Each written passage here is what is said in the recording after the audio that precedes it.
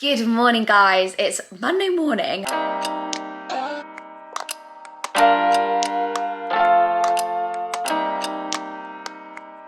And I literally feel shattered this morning, and I'm a morning person too, and I'm just like really not feeling it this morning.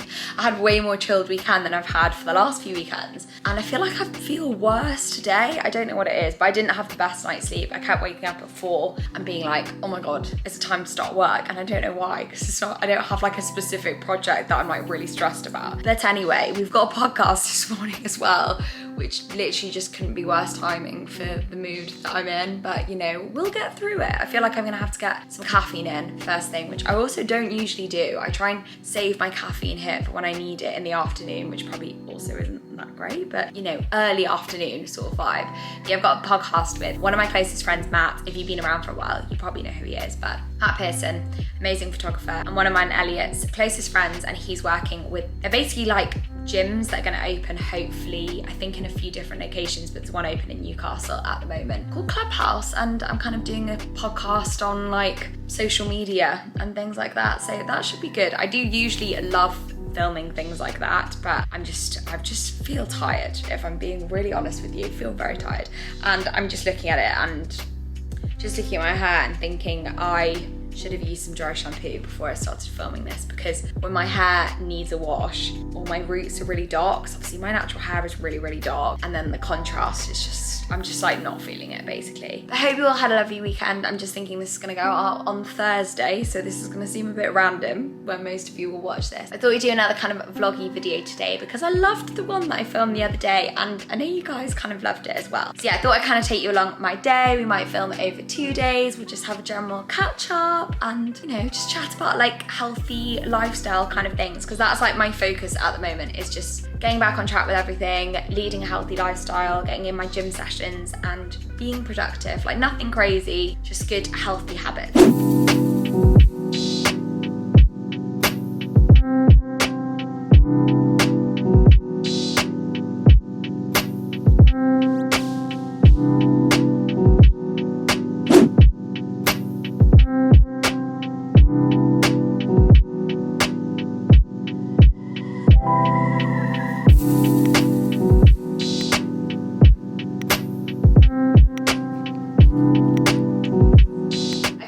My Weetabix for breakfast. Now, I really like cereal, but I'm not a huge cereal eater, but over the past few months, I've just, on the odd occasion, I've just grabbed myself a bowl of cereal, and on a Wednesday each week, I do this volunteering at the moment with St. Mungo's. A few of you might know that I've done some fundraising for them in the past, and then kind of in COVID times, like peak of lockdown, I started doing some like physical volunteering every week, but it starts quite early and it's like takes me almost an hour to get there. So I've actually really enjoyed just like grabbing a bowl of cereal, and I thought I'd have one this morning. So we had some Weetabix, and I have it with soy milk and xylitol as well instead of sugar, just because it's a little bit better for you. I don't like saying better for you though, because it's like, is it really? It's just not made from sugar, I guess. But thought I'd update you a little bit on eating situation, because I usually love filming or say in a day videos on my channel, but over the past 2 weeks, this will be the 3rd week I think, Ellie and I have really kindly been able to try out Fresh Fitness Food, which is like a London-based kind of meal prep company. And I'm not gonna lie, I was quite skeptical because I don't really enjoy meal prep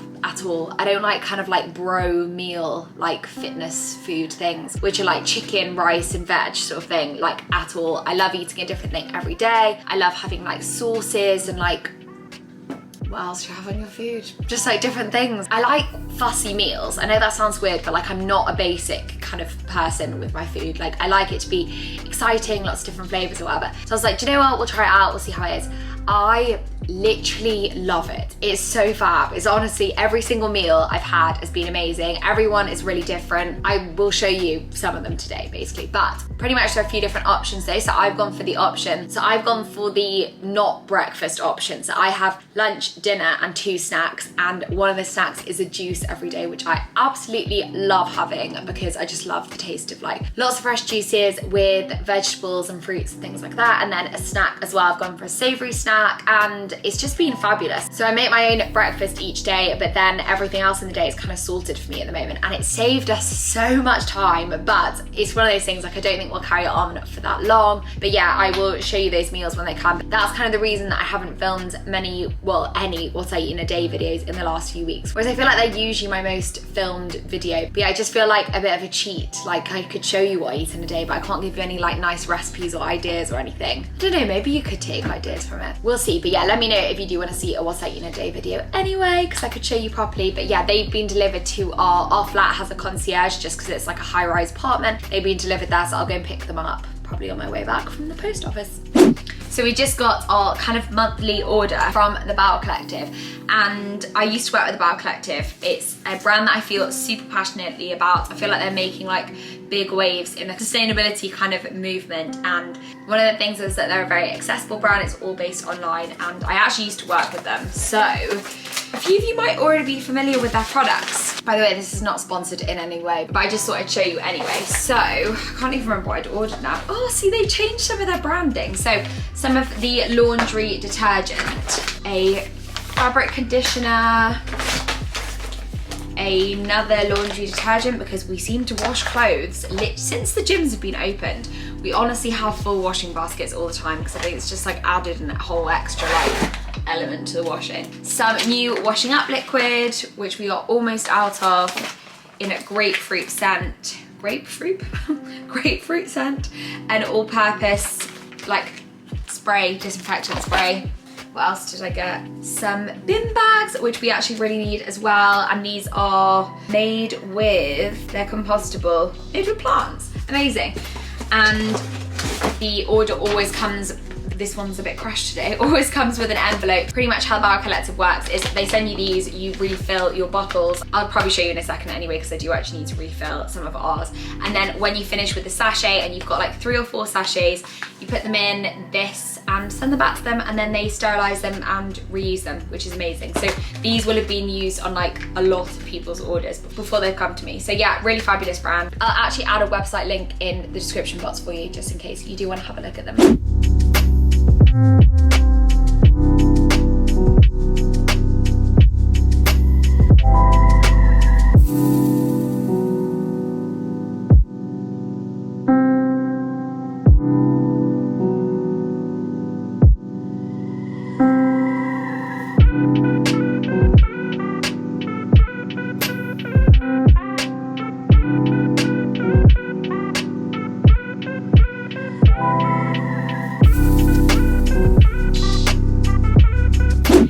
I bought myself these Converse, which have been worn a good few times but have a lot of wear left in them. Like you can see from the bottom, it's not really that worn down. From Depop, and I think they were like £20, which is a lot less than they would be to buy them new, but I literally just bought them for lifting because I just don't really have appropriate footwear for it at the moment. And I do have a pair of Nike Metcons, but I actually just don't like the colour.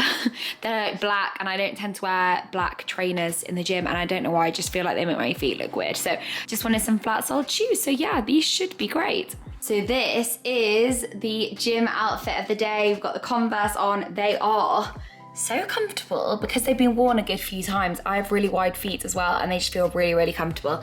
And I've got them on with these Lulu leggings. These are the ones from my last vloggy. Oh, that's the dishwasher. These ones from my last vlog that I did try on and decided to keep them in the end. Sorry, that's just gonna keep beeping in the background, but they're the One Under Train ones that do have the little toggle thing, but I don't mind too much because it doesn't kind of dig in at the waist. And then this is from Lululemon as well, just a little top, and then I've got a Lululemon sports bra on, and this jacket is just from H&M. Sorry, excuse my dishwasher. So I'm gonna head off to the gym and train legs. I've been doing at least 2 leg days a week, depending on how many sessions I get in. So I try and do legs every other day.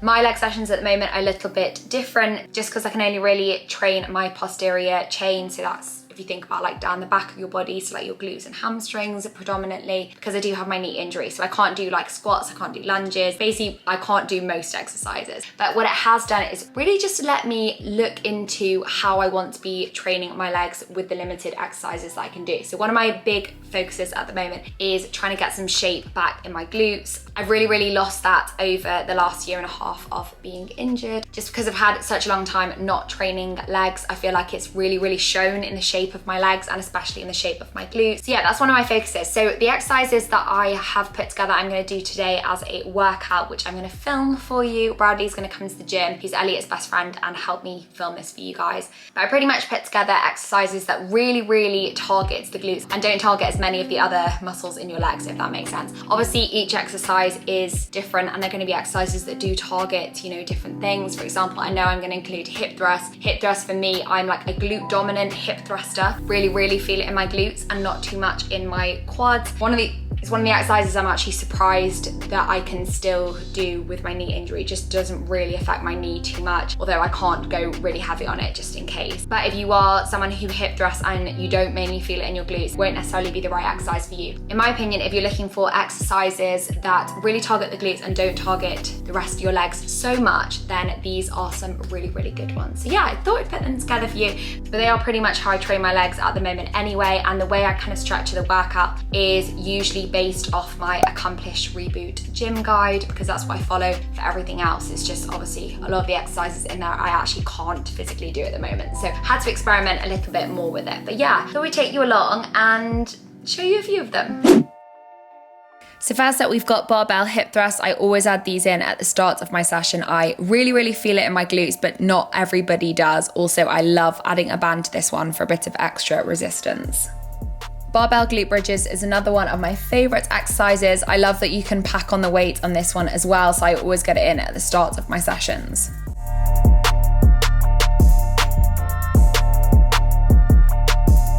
I'll usually add dumbbell glute bridges further towards the end of my sessions, but this is another really great exercise, and adding a band just gives it that extra bit of resistance. Crab walks are just such a classic. You can do these at the start of your sessions as glute activation, but I also love adding them in at the end as a burnout exercise. Similarly, with banded abductions, these can be great at the start of your session or at the end of your session as well. I find that using my muscle connection really helps me to feel this in the glutes, and it's such a fab one. Cable pull throughs have become one of my favorites literally in the past few weeks, but I really feel this one in the glutes, and you can go nice and heavy with it as well.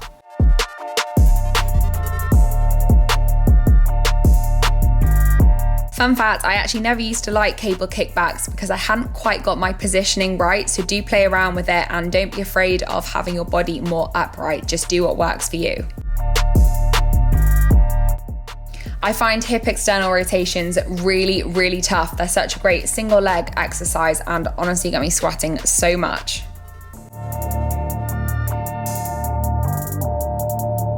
Adding a resistance band to reverse hypers has completely changed the game for me. I feel this so much in my glutes. It's just such a tricky exercise, but an amazing one.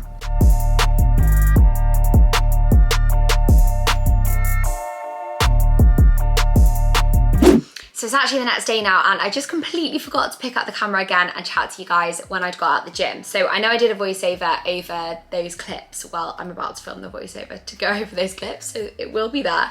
But I thought I'd just also like kind of go through the workout a bit more. I know I explained it a bit just before I went yesterday.